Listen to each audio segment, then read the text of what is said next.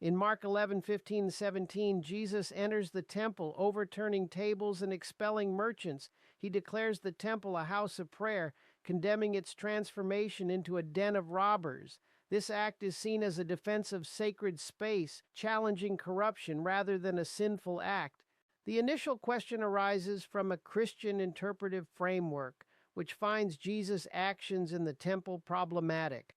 Traditional doctrine asserts Jesus' sinlessness, prompting the church to justify actions that seem sinful.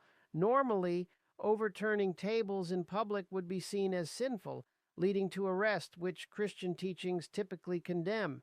In Christian theology, Jesus overturning the tables in the temple is seen as an act of righteous anger, not sin.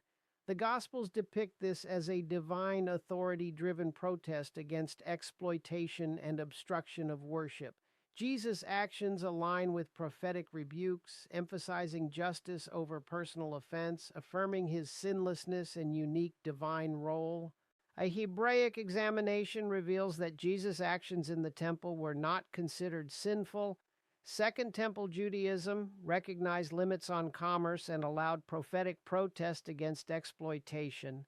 Money changers and sellers, initially outside, moved into the temple, leading to controversial practices seen as corrupting holiness. Zeal for the temple's sanctity is a valued concept in Jewish law, rooted in prophetic traditions. Prophets like Jeremiah and Isaiah condemned temple misuse through symbolic actions.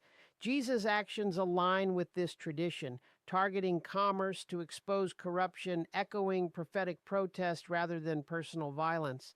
Rabban Shimon ben Gamaliel's intervention in temple economics is a notable example of corrective action. When bird sellers inflated prices, obstructing poor women's covenantal obligations, he decisively collapsed prices.